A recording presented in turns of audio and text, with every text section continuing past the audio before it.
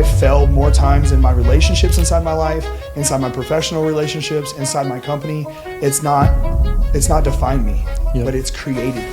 It's not like that, man. The hate fuels me though, because I sit back and I'm like, okay, you're just mad because I'm doing it. Yes. You're just mad because I'm doing it. Why hate? Participate, man. That's right. Yes. No, it's a super big thing. As you start to talk, the only thing they see is complications. Yeah. The only thing they see is, well, what about this and what about that? And man, the only thing they see is how it's not going to work, bro. And the only thing that you see is the way that it's going to work. I see them sitting in the same dilemma that I used to sit in myself. They've convinced themselves. Yeah. They told themselves a lie for too long. I told myself a lie for years that I was worthless. Sure. That I couldn't get there, that I'm not capable. That's not just a voice. That's not just a mean, hey, you didn't do this right. Hey, I need you over here. That's to build the presence of respect so people will follow you. Hey guys, welcome to another episode of Success in Motion. We got a phenomenal guest today, Chris Moore from NSI Construction. It's been awesome. So me and Chris kind of hooked up and crossed paths, and the one thing, man, was a lot of energy from Chris, right? Mm-hmm. Super great guy. When we started to collaborate about networking and people and service, dude, we had so much in common, dude. It was unreal, dude. And it was like two pieces, two pieces of metal coming together, instantly sharpening, man. It was like, dude, this is it right here, man. We got to get him on the podcast. We got to start talking about contracting and service and backstories and all that good stuff. It's been really cool. So I know you got a heck of a story. We know that every journey starts somewhere. And the big thing is this, man. Every high performance individual that I've ever sat down and interviewed, anybody, dude, has a backstory, right? That always was like, hey, I started here, dude, and I went through these troubled times, and I got into recovery, dude, and I straightened up, but my character evolved into this. And that's how I am, and we have a relatable story, right? Yep. And the one thing is, you know, today I stand for something so I don't fall for anything, and that was built inside of recovery. It was built inside the 12 steps. It was 100%. Built inside a better way of living, right? 100%. And that was forged, and it's kind of funny when you get around those other people, you just know. Mm-hmm. You just know, man. And that's how me and Chris kind of hooked up, dude. And I know you got a phenomenal story, dude. I know you've built some businesses that we're going to talk about. I know you've been of service to tons of people. You impact the community over there in Cottonwood, right? So just get started in your story, dude, a little bit about where it all started for you, man, where your life really pivoted, where was that paradigm shift for you? And we'll start there, man. Okay, well, I mean, I'm an open book, so I sit here and I'll pretty much unload. I'm 6.5 years sober, clean. I'll have 7 years in February. Pivot point for me, shit, man, I just reached a point where I was the most despicable, lowest person that I could possibly ever think of. I just hit a rock bottom that was just insane. I had, as you just touched on, I am in recovery. I am a recovering drug addict. I had another drug addict buddy of mine on a prison yard with me look at me and tell me that I was pitiful. Yeah. And coming from another addict, that's rough. Yeah. That's freaking rough, I'm sitting there crying in the middle of the yard because, saying my life was over because I couldn't get high anymore. Yeah. And, something just triggered in me. That wasn't the end of my drug story. I relapsed 2 months later. But it ended there. That was it. When I went back out, I knew I was done. 3 days later, I'm sitting in a run on a prison yard. All the stuff hit, man. There's sacks of dope coming out, dudes shooting up below me, dudes shooting up behind me, not to get too raw on here or whatever, but, I'm sitting there on my bunk and I'm holding this. I haven't taken this off a day in 6.5 years, not a single day. Wow. And I'm holding this coin and I'm rocking back and forth, just begging God, please keep me clean. Please keep me clean. Get me through the night. Get me through the night. Literally begging, man, because I wanted nothing more than just to stay fucking clean. So that was the pivot. Got out of prison. If you would have told me 6.5 years ago that I'd be doing what I'm doing today, I would have laughed you out the fucking door. I thought you smoking something. I thought you were on the laffy fucking grass or something. I would have definitely laughed you out the door. I just got out and just kept doing the next right thing. Yeah. And I sat in a level of uncomfortability. I think me and you touched on that the other day. Yeah. Comfortability and complacency is the death to dreams. And Yes. I live by that statement. Yep. If I'm sitting if I'm comfortable, I need to get uncomfortable. I That's need to get right. uncomfortable quick, because if I'm sitting comfortable, I'm not growing. I'm not shifting. Yeah. I'm not moving. I'm not getting better. I'm not bettering myself. I'm just sitting in my shit, you know? Yep. And that's what I did. I got out of prison, started my company with nothing. Yeah. Didn't have a car. I was living in a halfway house. I didn't have a car. I had a belt, a pair of jeans, and a boots that were given to me by people. My dad gave me this little bag of tools, handyman tools. I'm talking Bob the Builder hammer kind of stuff, bro. Like the one that you get at Ace Hardware in the little pack, you know? Yes. That's what I had. And I was literally walking to job sites within my neighborhood until I got my name out there. And I went and bought me. God showed up for me again. November comes around. I got out November 22nd. Beginning of December comes around. I go up to this dude. I find him on Facebook. He's selling this little GMC Jimmy. And I go up to him and I'm like, hey, I don't have any money. Yeah. But I have $50 here, or $100, whatever it was. I was like, I'll give you this right now if you can promise me if I can make payments over the next however long, I can get that GMC Jimmy. And he said, yeah. So I kept showing up to him every couple of weeks with another $100 or whatever.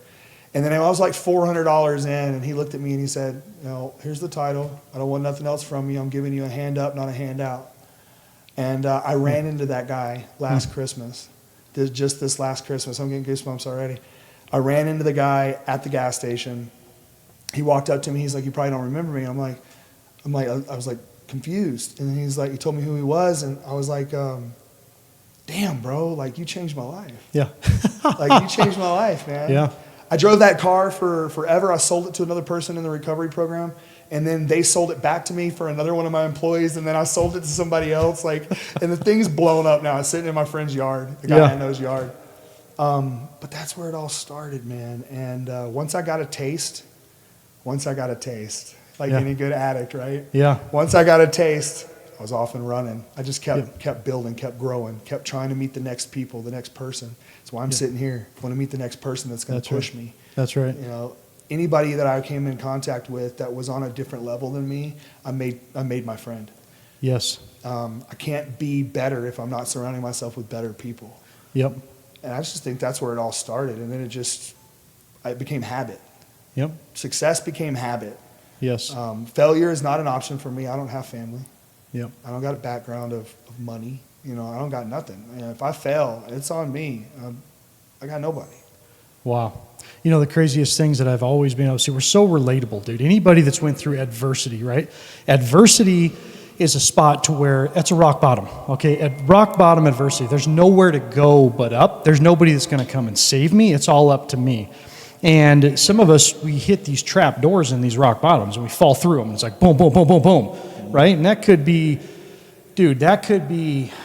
multiple marriages, could be sentences that we go through, could be, alcoholism, addiction, failed businesses. Everybody's relatable to that. But when somebody gets beat down so much, right, and they get in that state, what really intrigues me, right, what I love about it is high performance, people that are overcomers and people that develop at a super rapid pace. They may not know anything. They may not have those development characteristical skills, right? Mm-hmm. But what they have is a fire inside of them, right? Yep. And that's where we're all relatable.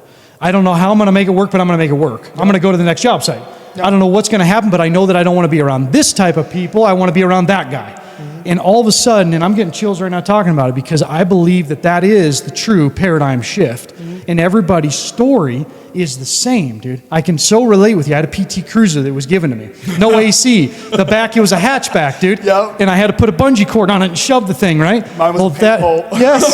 To open it up, I had a whole paint pole on it. But that car, dude, was like, I was in that thing, and the only thing I was thinking was, dude, this bad boy's my rock bottom. This is the foundation. Watch me build on this thing. Watch me build on this. Yep. And it went from that to another vehicle to a brand new Trail Boss to a $150,000 truck. Yeah. And it was just, I think that we're so relatable because somewhere in our lives, some place in our mind, our heart, our subconscious, we were sitting there hoping and praying and just saying, just give me a shot. Just give me a shot. Just watch this. All I need is an opportunity. It's all been right here. It's all been, I in the past used to crumble it, and that's all that it was. But now just give me that shot. And we're just give me one shot. Just give me one. Just give me one shot. And I firmly believe that, that fire, dude, it's, some people might call it just straight spiritual, dude. I'll be honest with you. I mean, 100%. 100%. And once you have that, it's not work ethic, okay? It's not positivity, okay? It's not service to other people. Dude, it is literally, I will move forward and grow, dude. It is an undeniable force of relentlessness. Some of the biggest high performers that I've ever seen in recovery have that story, dude. We all got that story, right? Well, it's like if you look at people that are in recovery, anybody that's successful inside of recovery, and this is just me relating to myself to other things that are going on, anybody that's successful inside of recovery at one point just decided to make a choice. Yeah. And it wasn't a halfway choice. They're not sitting on the fence about it. Yep. They're not sitting there dipping their toe back in old water. They just made a choice. And they refused to go back on that choice. You know what I mean? They set a boundary in their own life. They set a moral fortitude that they're not going to go back. They set a guideline, you know, a line in the sand. I will not cross this again. I'm making the choice right now. Same thing in business. Same thing for successful people. They made a choice. Yep. They made a freaking choice. They live by it every day. There's some mornings that I get up, man, I don't want to fucking put my boots on. I don't want to get out of bed. My phone's already ringing. It's 5:30 in the morning. I ain't even crawled out of bed, had my first cup of coffee. I'm dying on the inside. I just want to scream at everybody. But I get up, I boot up, and I show up. Yeah. Because every day that I show up, it's just one more. I might not get a lot done, but I get a little bit. Yeah. And you can't build a wall, you know, all at once. You got to build it one brick at a motherfucking time. That's right, dude. Let's talk about this. When we talked about a couple weeks ago, you talked about, I believe that everybody needs to follow a set of principles or steps to make them better. I believe everybody needs it, right? Yep. In what role, right, did recovery really help you? And to beat on that a little bit more, Chris, is, dude, it's a set of rules, principles, and steps to follow that are pushing you in a direction of development in some way, shape, or form, dude. And I believe that people that follow those steps are molding themselves into a better version of themselves every single day. So in what like characteristical ways, dude, that in the beginning that really formed you? Was it work ethic? Was it service to other people? Was it that communication? Was it just to be able to love another human being, to give back what was been freely given to you, right? What really took place? Because this is really cool stuff. And I think that people listen to this stuff and they're like, you know what, dude, that was my turning point as well when I was in recovery. I did those steps. And a lot of it for me was, dude, I knew that I had no right or ability to call the shots anymore. Hey, Spons, hey, check this out, dude. Yep. He says, jump, dude. No. I said 2.5 feet, not 2 feet, 2.5 feet. Yep. And at the point that I surrendered, for me, that's what it was. When I surrendered, that's it. There it is, dude. That's it. Yeah. That's it. When I got into recovery, I made a choice, and then I surrendered. Yeah. I had a sponsor who actually later in my story, that sponsor relapsed and ended up moving in with me when he got out of prison. Yeah. And then he worked for me for a little while. And I ended up becoming his guiding light instead of him being mine. I made a choice. I didn't know how to fucking live. I only knew how to do two things: get high and find more dope. That was it. I knew how to go to prison. I knew how to go to prison, but I didn't know how to freaking live. So for the whole first, 4 years, 5 years, shit, I still do it today. Yeah. I call my sponsor about everything. I don't make any life choice, period, without calling him. Sure. I don't make any major decision, major, life-changing event does not happen in my life without me calling my sponsor. He might not be right all the time. He might not have the best advice, but I have a disease that centers in my mind, and it will tell me that I'm doing great when I'm really just heading down the tubes. Yep. So it's about surrender. It's about surrender. Yep. It's about surrender. Yep. That's it. It's these key things, dude. It's a surrender, the sponsorship, which is like a mentorship, right? Being guided by another human being. It's the fellowship in reality too, because you're around certain individuals that are on the same path as you. But it's cool because I look at those moments, right? And the one thing that really did for me was there was a foundation that was built, and it leveled me to a moment to where all these other characteristics were like lit on fire, right? Yep. I wanted to communicate better. And I remember this. I used to be, one of my biggest defects is I was super antisocial. And went there where there was like 3, 5, 6, 8 people, right? I'm veering. I'm veering, bro, because I like staying with my blinders on. I like doing the lone wolf thing, man, right? So I started reading these self-development books. I started, get into communication and started the camaraderie and the fellowship of other people, dude, and just feeling like I could be comfortable in my own skin again, right? Mm-hmm. And confident and have that self-esteem. So when I started to build those fundamental building blocks, maybe you can call them, of communication, and that communication led into connection, a deeper connection with people, right? With deeper connection with yourself. Yeah. A deeper connection with yourself, the people around you. Then it got into like, dude, leadership, and then it moved into like management, and then it was, dude, to be honest with you, I evaluate everything I do, like with my wife, dude, and my kid. I evaluate like through those. You know what that taught me was, dude, take the steps right. I just want to evaluate everything I'm doing. I evaluate our relationship, Chris. Am I there for Chris? Have I talked to Chris? Did I return his phone call, dude? Did I inspire and uplift him? Did I drop some positivity in his life? I evaluate everything. So that's what that beginning fundamentals in those steps built that for me, which led me into people in business. It was kind of funny, that work ethic of the connection. It was all about that same old saying, it's not what you know, it's who you know, right? Mm-hmm. So you come up, right? You've developed this character. You're lit on fire because, dude, you don't want to live that way, dude. Maybe you got something to prove, dude, and you're just on fire, and right? I spent the past 6 years trying to prove something to myself, man. Yes, dude. That's it. But when does it stop? That's the part where I'm at in my life today. I've spent 6 years of my life proving so much to myself. Yeah. And that was, and you touched on something, connection with yourself. I made this huge connection in the beginning part of my recovery when I got clean, connecting to myself so that way I could connect to the people around me. And you asked a question earlier that I didn't touch on. What was it for me that kept that fire going or something like that? Yeah. It was the leadership. Yeah. I was Captain fucking Recovery. Yeah. I was pulling dudes off the street. Yes. I was moving them into halfway houses. I was moving them in with me. I was like slapping the dope out of their hands while they're living with me and stuff. Like I was Captain Recovery. Yep. My life was all about helping the people around me because I got helped in a way that saved my life. Yep. So why can't I help somebody else? That's the fire that started inside me. And then the company was just a byproduct of it. I didn't mean to become a contractor. 6 years ago, I didn't know what a load-bearing wall was. I didn't know how to read a set of engineering plans. I'm not bullshitting here. Right. 6 years ago, I did not know what the difference between a gasketed door, and the list goes on. I just didn't know. I knew how to paint walls and put in a little bit of flooring, maybe install a vanity or two. Yes. Today, because of that fire, because of the ability and willingness to learn, I have taught myself how to read plans. I've taught myself how to be a contractor. Yeah. From nothing. Yep. And then my frustration of it all, we're the exception to the rule, not the rule. Yeah. I get frustrated because I want everybody else to be like me, man. Yes. Why can't you do what I do? Why aren't you getting it like I get? Get a fire, get happy, get motivated. Yes. Get a dream. Get a freaking dream. Get something. Yes. I don't know. That's where. Yeah.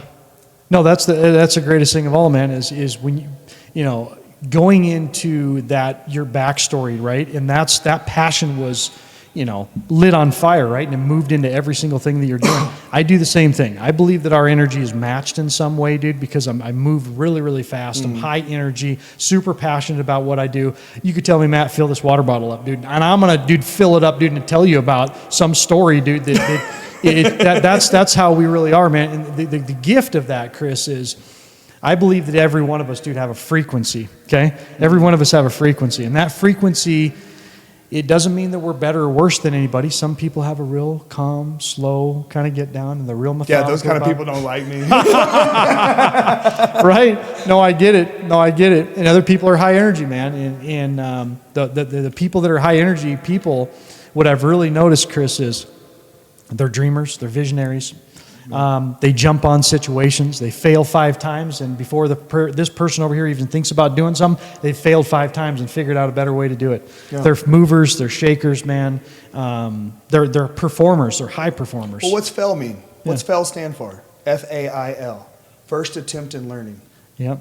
That's all it means, right? Yeah. So who's scared to fail? Yes. When I started my current project, I looked at my sponsor, and I was like, am I freaking nuts? You know what I mean? Am I nuts? Am I crazy? And he's like, well, the worst thing that could happen is you fail. Yeah. First attempt in learning, Chris, you'll just do it again. And then when I got the attitude, when I moved from my handyman service into a general contractor, when I got the attitude of failure does not define me, it creates me. Yeah.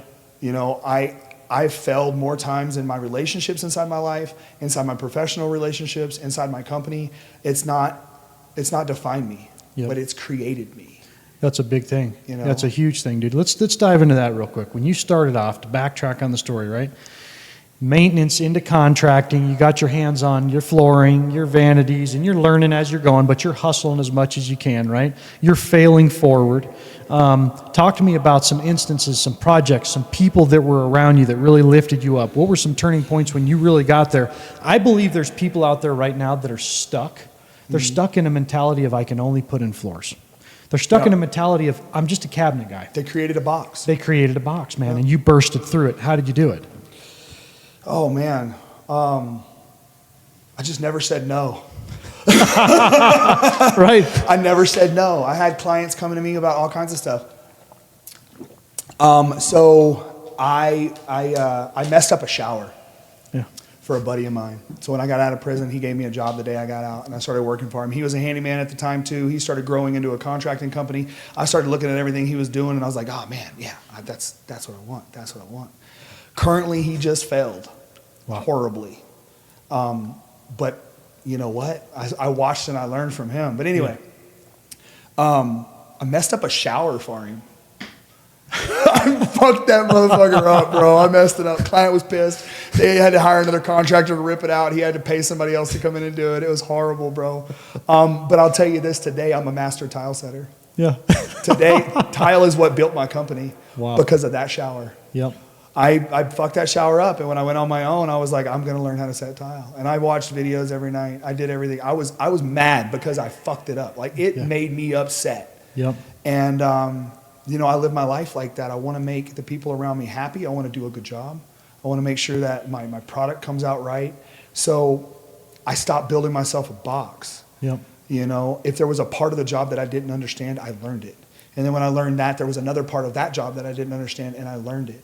And then there was a part of that other job that I didn't understand, and I learned it. The box kept getting bigger, and eventually the box just disappeared. There's nothing that I've been able to do in my life that I haven't been able to that I've set my mind to, that I haven't been able to accomplish. Not a single thing. And actually, to tell you the truth, Matt, I couldn't even dream up some of my accomplishments right now. I didn't know any of this stuff was going to happen. Yep. How I broke out of the box, I just surrounded myself with people that taught me how to be a better man. Yep. Period. Yep. That's what it is, and it all leads back to kind of how your story was created, what you were rooted in, right? Mm-hmm. And then that's incredible, dude. In business, I believe business and entrepreneurship, dude, and wanting something more, you have to be that person. You have to vision that, In my story, I firmly believe that I had my eyes set on success. And everything that was like, oh, I don't know about that, or wow, that's. But did you even know what success looked like back then? Not really, man. To be honest with you, I had this mode in my mind where I thought money and fast cars and buildings and houses was my defining success, dude. That's really what it was. But as I moved forward, I learned. Outside in, inside out. There you go. And it's all an inside out thing, because no matter where I went and what I did, I always resonated and connected with, number one, my environment and the people around me. Yeah. And people always wanted to be around me. Mm-hmm. And then I had this quality of leadership, right, to where people wanted to follow me, right? And that was started in recovery. Dude, I must have sponsored, I can't even tell you how many people. And that's where it's a very similar story to yours, dude. So today my definition of success is kind of headed in that direction. I've really learned that.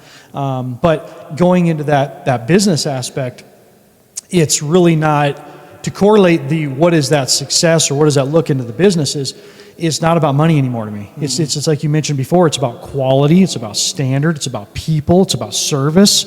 And brand. It's about brand, right? And it's the cool thing about it is when you're into that mode, it's all about how can I transform this individual that's in front of me? How can I make him kind of like how I am, or raising him to this standard? And I think we're all on that track.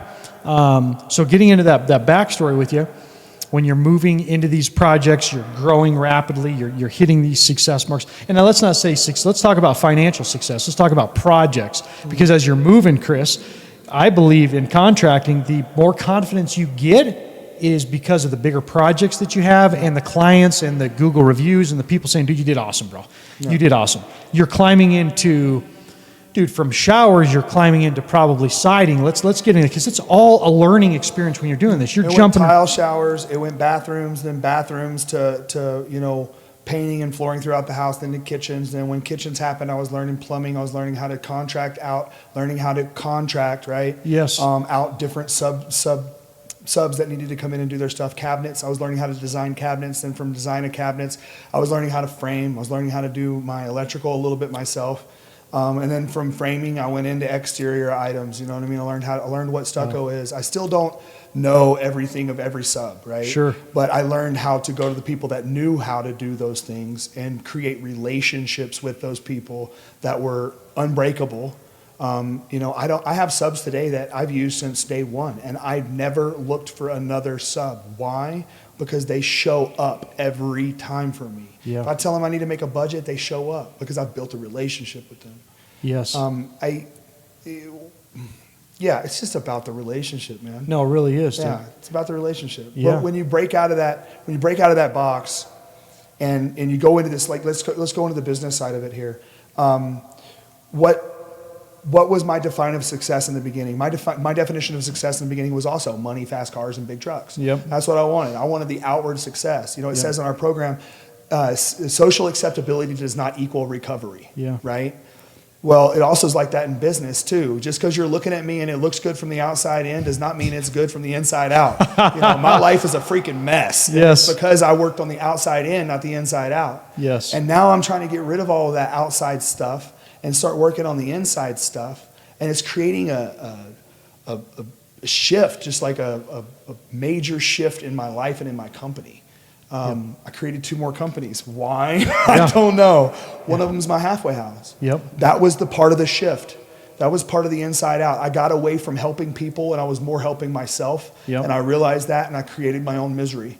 I created my own hell because I was more focused on self-will, self-ego, and my outside looking in. Yeah. So what do? I go open a halfway house.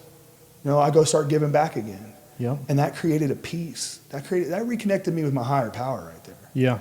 That God came in and said, okay, I see you. Okay, here's a little bit more. Yep. Here's a little bit more. Yeah, no doubt about it, dude. What are some stories going on in that halfway house? Because I know you've met some people. The thing about that is you're moving through a lot of big crowds of people, a lot of people coming in and out. Not everybody gets it, and it gives us a great perspective of the reality of how many people truly make it and don't make it, right? What are some stories about that halfway house that you got that some really big success stories, man, and some pivotal moments of successes, dude, that you've been able to guide people through over there?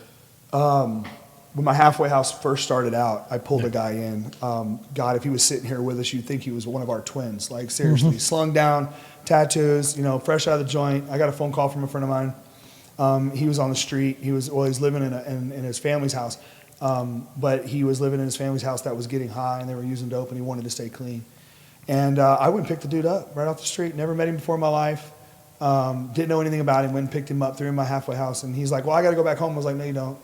No, you don't. You're staying right here. What do you need? You need clothes? Okay, let's go. You need hygiene? Let's go. I'll take you to Walmart real quick." Took him to Walmart, bought him a bunch of hygiene. He ended up becoming my halfway house manager. Wow. And then he started working for me. He became one of my leads at my company. And then he reached his glass ceiling inside my company. He couldn't go anymore at the time, mainly because of where we were at as a company. It takes time to build ability. Yep. In people that don't have it naturally. Yep. He wasn't really there to put in the time, and that's fine. And then he moved on to another situation, and I was more proud. We're still best friends today. We're still super close. We still call each other, talk to each other, go over to his house, hang out with him and his fiance and his kids. We have that relationship today. He's the reason. He's the proof in the pudding. Yeah. He's proof in the process. And once you get that one, all it takes is that one. Once you get that one that shows the proof in the process, it's on and cracking from there. You never stop. You just want to help more people. You'll go through 50, 100 of them just to get another one. And then you'll go through 1,000 of them just to get one more. It's just, it's your heart, man. Sure. You know, it brings the soul out in what we do. Yep. No, I love it, dude. And it reminds me a lot about what I do with the sales team, you know, because the sales aspect, it's you're bringing people on. They know very little, but it's self-development in disguise. So you're mentoring, you're developing these guys, you're bringing them up, dude, to a better way of living and thinking. But you're going to lose and you're going to win. And some of those people that really truly win, dude, that's what forces you to really to get in there. How has that, Chris, really developed your skill set as far as like management and leadership, right? Because there's a difference. There's got to be a difference in between. It all depends on different things, right? Because sales is always different than contracting and subs and stuff like absolutely. that. But we do know that when we serve other people, we mentor and we lead them, and that moves into, so like your workers. You got guys on the payroll that you put to work. How is those situations of being of service to those guys in your halfway house really sharpened your leadership skills? Well, what's management, right? Yeah. It's management of men. Yeah. Managing men, right? You're managing men. I'm mostly guys that work for me. It's not just a man or a woman thing, but management. You're managing men. I have to be able to manage each and every person in my company's personality, their personal problems, everything, including issues inside my company, issues with me, issues with my guys that work with me. So dealing with people when they're raw inside the halfway house and they're super raw, it's like they're super raw, like they're getting their feelings back and they're lashing out and all kinds of things. They're going back out and relapsing and calling you again. They're super raw. I've never been a patient man. I want you to get it and I want you to get it now, but through recovery, through dealing with the halfway house, I've learned how to deal with patience. Meeting people wherever they are. Meeting the person wherever they are, not expecting them to meet you where you are. And it's not about being less than or anything like that, because everybody's process is different, right? Yeah. It's like that in business. I was lucky enough to meet people in business that met me where I was at, instead of expecting me to be where they are. Yeah. And then they brought me up, right? It's about, I think I was talking to you about this the other day, it's about that swimming pool. Yeah. I teach the guys in my halfway house the same thing. You start off in this kiddie pool, and you got certain kind of kiddie pool people around you, certain size little fish around you, and you're all good. Yep. But if you hang out with those size fish too long, you're just going to stay that size fish. That's right. So you meet people in another pool, and then they come down to your level and say, hey, it's all right, come join us. Yes. And then you shoot up to a bigger pool. Now you're in an Olympic-sized swimming pool, right? But you see that ocean over there, and you want to go hang out in it, right? And these guys are coming over from the ocean, and they're pulling some people out, and you're watching this go on. And then you're like, man, I want to go hang out in an ocean, right? Yes. So you just build yourself up. Do the same thing with my people. Yep. I start them off in this kiddie pool. I show them a little bit of the next pool. Yes. You know what I mean? And then I'm trying to bring them up to my level. I'm trying to meet them where they're at in their process. Yeah. And then bring them to where I'm at in mine. And if they surpass me, then help me out. You know what I mean? Come back and come back and grab me up. Now, what did you do different? Yes. Happened with me and my friend that is facing a lot of stuff right now. He's losing his company. He's lost his company. He's lost everything. And it happened with him. He built me up. He showed me a life that was different, a different way of doing things, and made it possible for me. And then he lifted me up, and then he fell, and I'm over here pulling him back. But that's camaraderie, and it's rare. Yes. It absolutely is, dude. I think about, and I've mentioned this before on this podcast, I've talked about it a couple times because I'm super interested in leadership, management, camaraderie, culture, all that stuff. But I've always thought to myself that management is getting somebody from A to B. And when I'm managing them, it's like, hey, we're gonna tear apart these baseboards, dude. They're this long. This is how you do it. We're gonna stack them right there. A, B, done. And when we get into lead people, dude, which it's very dynamic and different in between the types of work that you're doing. Sales is like breeds the stuff, dude. Installers and stuff like that, because I used to install bathrooms. I used to do the one-day installs. I used to do the plumbing and the electrical and stuff like that. And he was just like, hey, just go grind, just work hard, right? And it was great. We did some motivational talks in the beginning of the day and everything. But truly leading people is to mentor them, is to guide them, is to show them that inside out thing, show them their skill sets, set the bar, reach the standard. And that's what your skill set really is, dude, with the service work that you're really into and talking about how you've created a strategy of migrating them from one pool to the next, right? Yeah. And showing them. With that being said, I'm going to move into culture. Okay. Because the biggest thing I've ever seen is when you have people, and it's not that people are less than or more than. Everybody's in a spot in their life, right? And to be uplifted or inspired, that those people that are above you, you got to say, dude, let me show you something, right? Let me show you where this is at. And through that's where I believe that culture comes into play. Some people are good at it and some people aren't. I try to really work on that, especially in the business that I'm in. It's super difficult because, like you said, you're dealing building with a culture of creation instead of a culture of, building a culture to create. Yeah. Not you create the culture, but I guess what I'm trying to say is you build a group of people that are willing to throw the ladder down and say, come up. Because there's not a lot of us in this world, man. There's not a lot of us. You know what I mean? I've seen it happen to me. They're doing so good, but they don't want me to do better because then I'm doing better than them, and they're scared. What are they going to do? They're going to come in and take my stuff. They're going to come in and grind harder than I am. Well, that's not my fault. Yeah. If you want to be a snob and not help me out, that's fine. That's cool. Yep. I'll just do it better. Yes. I'll just do it better. The Yes. biggest thing that fuels me today, and I don't even really, it sounds so horrible to say, but the hate, man. Yeah. Hate fuels my fire. Yeah. And it sucks that people are like that. Yeah. Like, why sit back and waste your time and energy on all of that hate, man? Like, I see you, Matt, doing good, right? Yeah. And I'm like, oh, man, that dude's this, that dude's that. No, why? I want to, man, Matt's doing great, man. I want to be like that dude. What's he doing that I'm not? I need to go meet him. I need to sit down with him. I need to learn his process. I need to feed off of him. And then the people that he's going to bring around me, I want to learn their stuff too. It's not like that, man. The hate fuels me though, because I sit back and I'm like, okay, you're just mad because I'm doing it.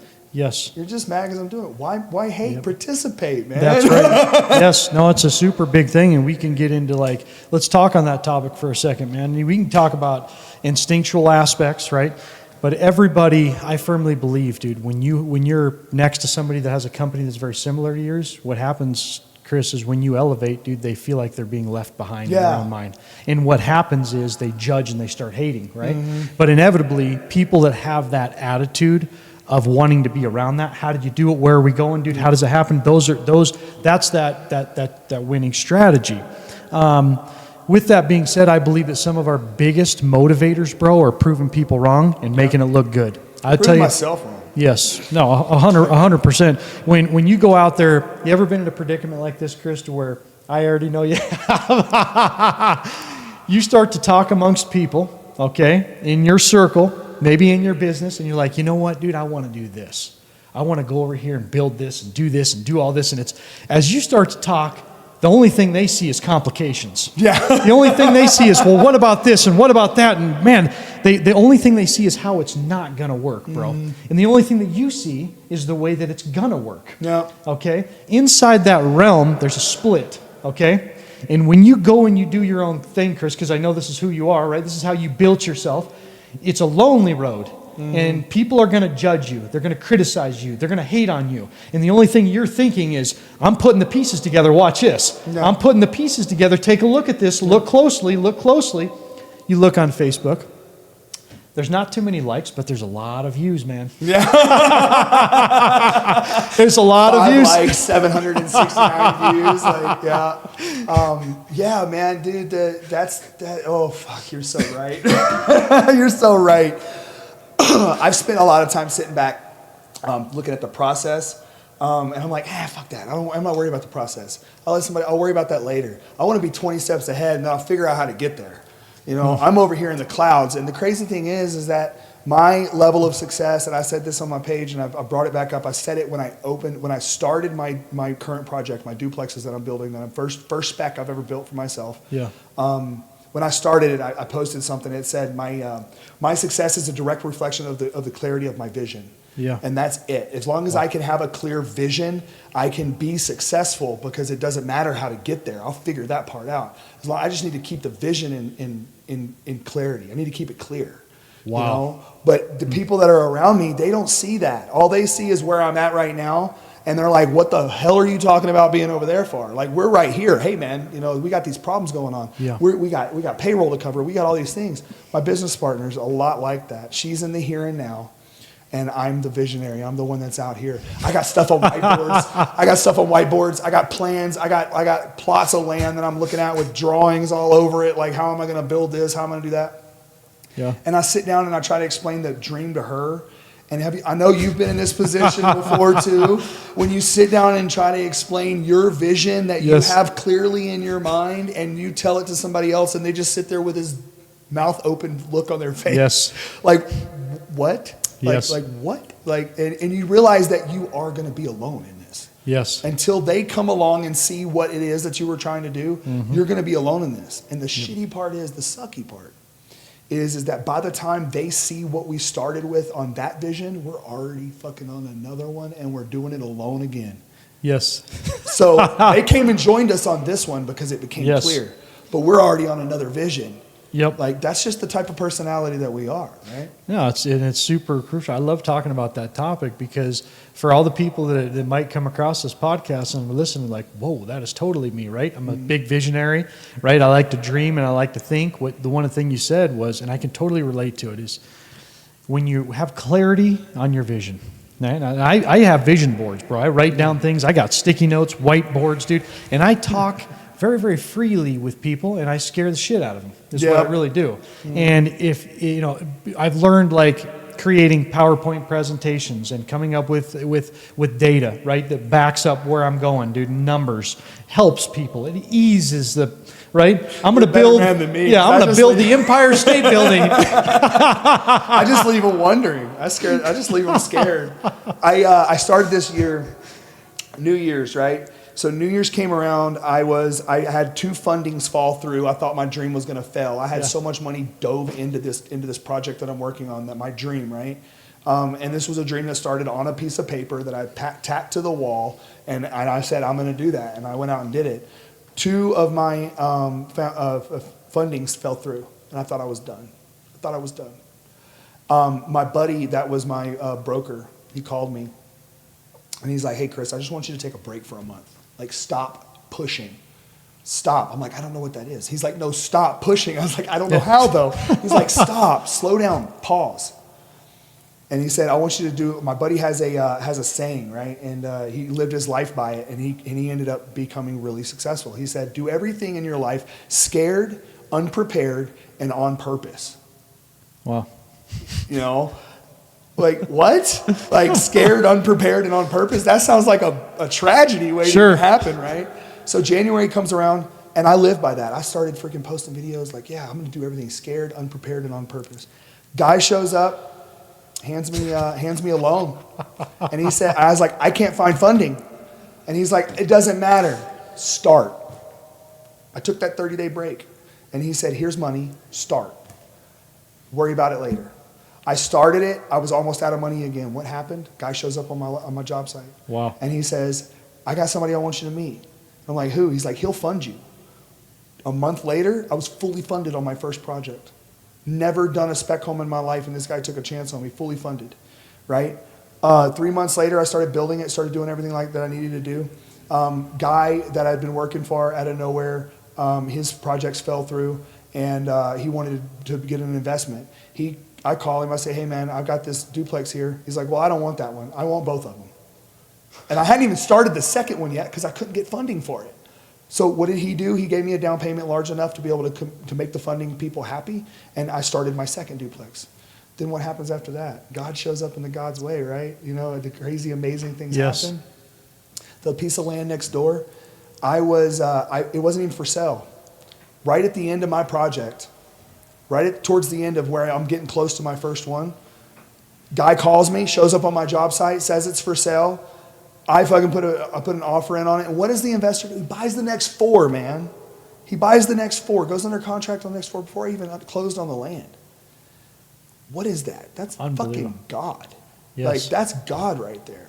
Yep. Who does that?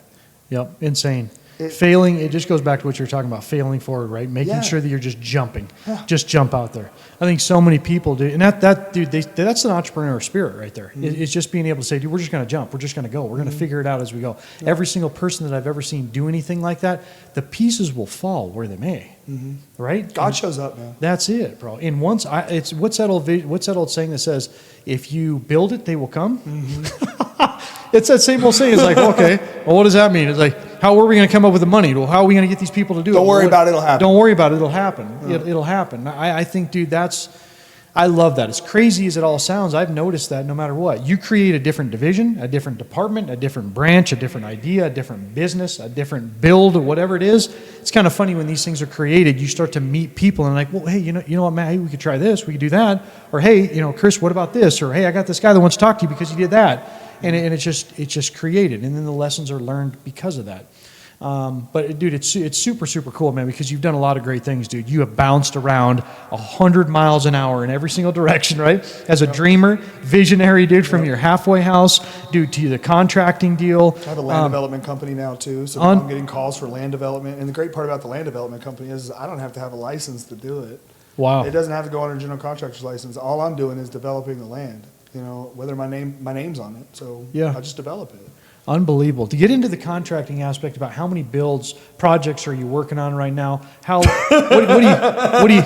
You want to know where my 18 brain goes? Oh, son of a hell. Okay, so I have my duplexes going, and I have another lot that I'm going into close with that are all under permitting and contract and all that stuff.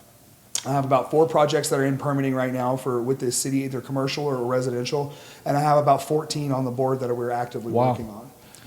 I have 9 guys that work for me, about 14 subs, 14, 15, somewhere in there, subs, and it's just me and my business partner in the office. My guys give me crap all the time because I'll show up on the job site like I'm going to do something, and the only thing I am is I'm on my phone. And they give me stuff all the time. And I'm like, dude, I'll give you my job for a day. You want my job for a day? I'll give it to you. That goes back to the fact that management, how do we create leaders to take over parts of our job that makes our lives easier so we can do more? I got these dreams and aspirations. I want to do all of these things, but I'm only one man. Yes. How do you go? I want to know. I'm asking you a question. How do you create the leads to be able to take over those portions of your life? Yeah. Because a leader is a person, in my opinion, a leader is a person that leads by example. That is the example of what you're supposed to be inside of a company. But a leader is also a person that's in a place like that. They are doing what they do because they take a piece of my stress. They make my life a little easier. Yeah. So that way I can go and do more.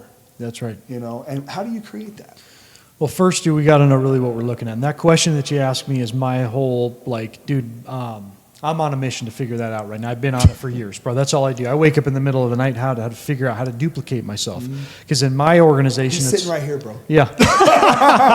But I'm already doing it. I'm not coming to work. That's for you. right. The ones that you see that have that, they already have their own company. Yeah. So somebody once told me this. They said, Matt, you never want to duplicate yourself. You want somebody 70% of what you are.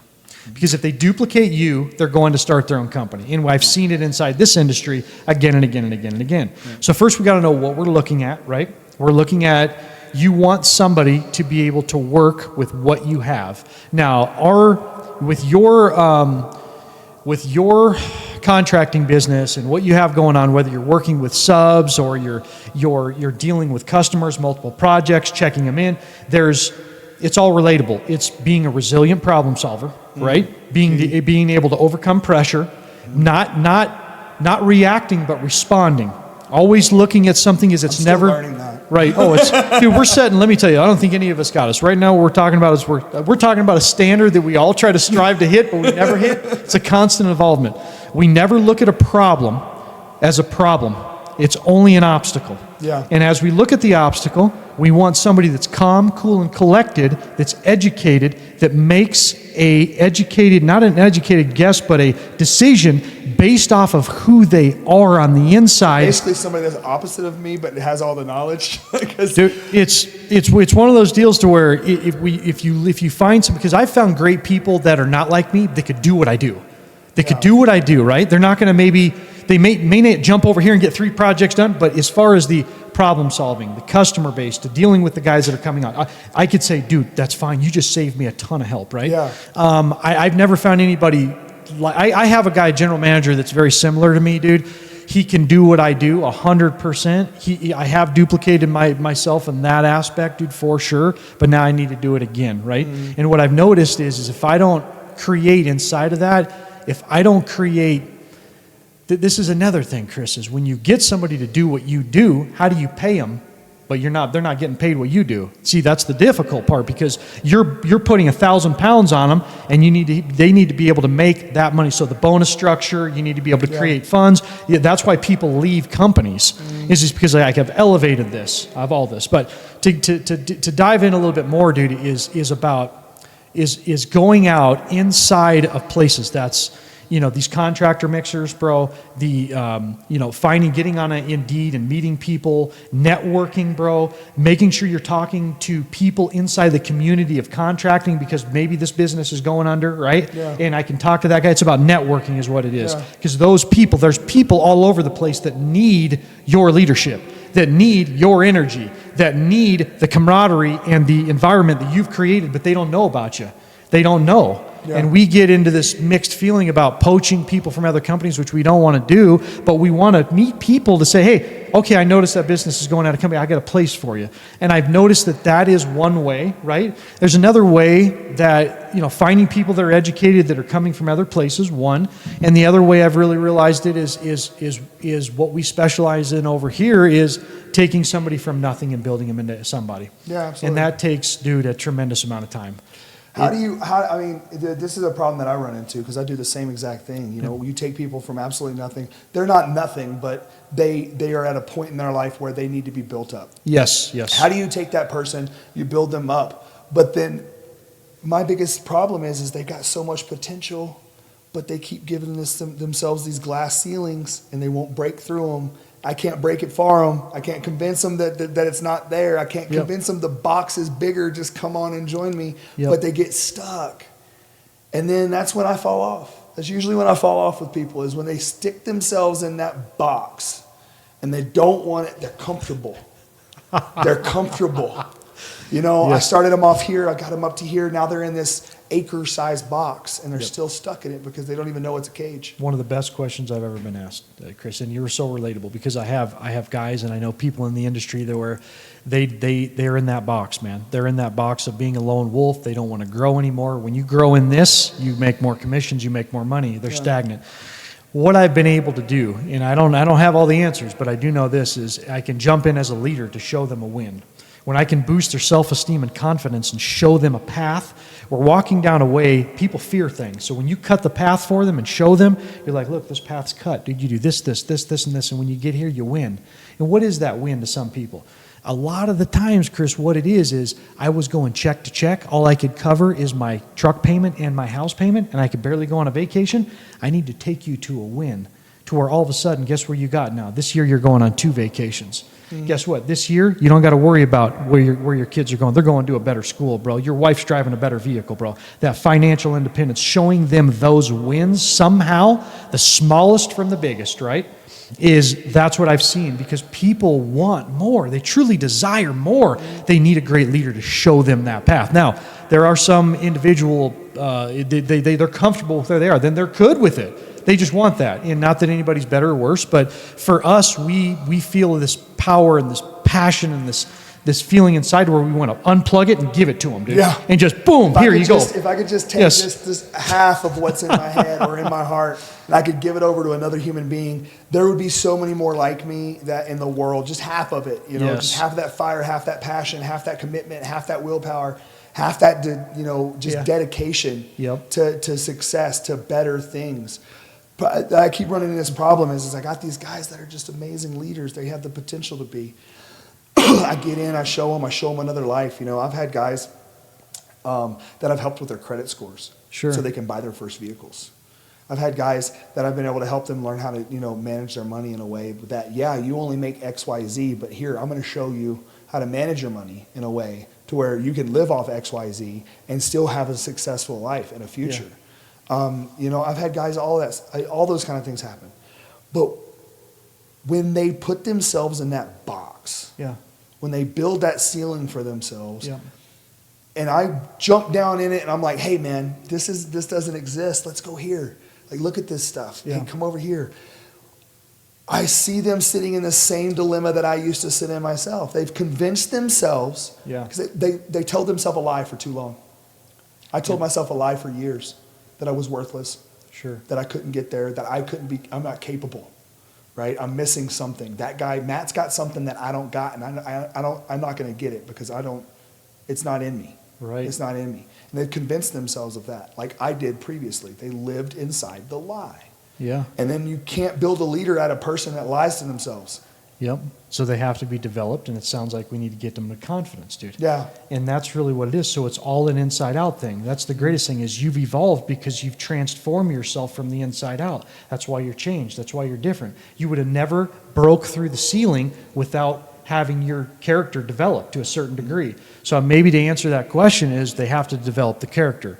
But here's a better thing. Here's the message. What message can Matt and Chris right now give to the individual that's hitting a ceiling that wants to enter a realm of high performance? What are those characteristics? And I just talked to somebody on this last podcast about what it does a high performer do. So I'll kind of touch base on this, Chris, and jump into this. Mm-hmm. Anybody that's a high performer they take initiative. They take direction. Anybody that inspires them, they jump. If they don't know how, they ask, how do I do it? Where do I go? Where do I show up, bro? They literally take that initiative and they take action on it immediately. If I go without something, it's almost, my brain needs to be hardwired to figure out and problem solve a way. If it's going to take me $2,000, I know that I could save up $200 a week. This is how long it's going to get there. They're problem solvers. That's all that it really is. And I will tell this for anybody that's listening. It's really crazy and it's funny as hell when you do the work like that and you show up to somebody like Chris and you say, Chris, dude, here's the work that I've done, bro. I know that this, and this is hindering me. This is what I've done. Here's my action sequences. This is how I'm going to burst through it. This is where I'm short. You know what you're going to do? You're going to say, jump on, bro. Let's go. Let's rock and roll. Let's rock. So it's about coming up with maybe, what am I talking about, Chris? I'm talking about coming up with a blueprint, a platform, a roadmap, dude, with action sequences of bursting through that right there. And everybody wants it. Everybody desires it. But I don't think they're sitting down with the correct mentor, the sponsor. They don't have that. What do we give them? Not everybody can. Yeah. I've had that. That's the hardest lesson that I've had to learn. Yeah. And it doesn't make them any better or worse than me. It doesn't make them any less or more than me. It doesn't. Just not everybody can. Right. And it's not that they can't. They can, but they just won't. Yeah, they're not ready. They're not ready. And sometimes these people won't meet that point where they're ready until they're 50, 60 years old, which sucks. Yeah. But they're just not ready. They're capable. We see it. We know it. Yeah. But we can't convince them of that. Yep. But every once in a while you'll get that one, and you hop down with them and you pull them up, right? You create a presence of success inside their life. And it's small successes at first, building that confidence. Yep. Building that confidence. Hey man, I'm going to put you on, I'm going to give you this side job right now. You know what I mean? Because my stuff isn't about my job. My company isn't about commissions and sales and stuff like that. So it's not. It's very different. Mine's an hourly pay wage. Yep. So there is a glass ceiling involved in that. Yes. You know what I mean? I tell my guys all the time that there's levels to this, right? You can start off here, and this is your glass ceiling. And when you produce more, when you do more, basically my straight saying is that when you make my life a little less stressful. Yes. And that's the key, right? I can only be one man, but if you take a little piece of that stress and you do something for me that takes it out of my hands, I don't have to handle it no more. I got a guy, David, he's coming up in the business right now. He's been with me for almost 4 years, and he's amazing. The one part of him that I have been trying to change and trying to get, he's probably going to listen to this, and that's great. Yeah. He's going to love it that I'm saying this. And I told my business partner the same thing. and I don't mean to cuss on the thing, but we got to build you a boss voice, not a bitch voice. You need to have a voice of a boss. And that's not just your physical voice. That's a mindset. That's a mindset. That's a character. That's a set of values. That's the way you carry yourself. That's not just the voice. That's not just the mean, hey, you didn't do this right. Hey, I need you over here. That's to build the presence of respect so people will follow you. That's right. Yep. No, I love it, dude. It's tons of knowledge, dude. And I you know what I really appreciate, dude? I really appreciate hearing the backstory of your business, because every business is really different, bro. Yeah. Every business, every dynamic is, whether you're an installer, you're a sales guy, you're building from the bottom, or you have a huge company, but everything revolves around those instincts, those values, those morals, man. And I appreciate you coming on the show today. I got a couple questions before we end this, Chris. The first question is, we talked in the beginning about definition of success, dude. Right now, from where you're at and what you've learned in your life, dude, what's your definition of success, dude? Today, peace. Yeah. Peace. Yep. Peace. Yep. I'm just now coming out of that mindset of if I make this much money, I'll find peace. I'll find happiness. I think we all start that way. Yes. I think all of us driven individuals start that way. But that's it, man. It's peace, but it's not outward peace. It's that inner peace that I'm seeking. Yeah, I want to build a company and build up people to be able to take over the company. I'm not going to want it no more. Yeah. I don't want it no more. I want you to do it. Yep. I want you to bring up somebody else. I want you to bring up somebody else. I want you to spend the time. Yep. And find that peace. Yeah. Help people along the way and find that peace. That is it. I want to have success stories, people that are doing better than me. Yep. I want to build somebody up that blows me out of the water. Yes. That's what I want to do. That's success right there. No, I love it. It's a great answer, dude. Phenomenal answer. Next one is this, dude. If you could go back and talk to your younger self way back then, this is a great question, man. This always, right? Because there's so much change. We know that there's been so much change in your life. Dude, it's not change. It's transformation, dude. There you go. That's what it is, bro. And I don't even have a word big enough, dude. More that should be bigger. If you could go back and talk to that individual, dude, what would you say, man? Oh, God, man. Don't do dope. Yeah. No, that's actually not true, because doing my life built me for who I am. Yep. I wouldn't trade anything that I've been through today, because I wouldn't be sitting here in this chair with you, with another individual just like me, shooting this back and forth.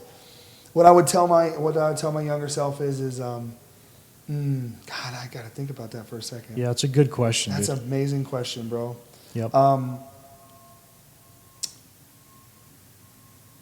We're so relatable, dude. Yeah. I'll tell you this right now. You know what I would say, dude? I would say never stop moving forward. Never stop failing forward.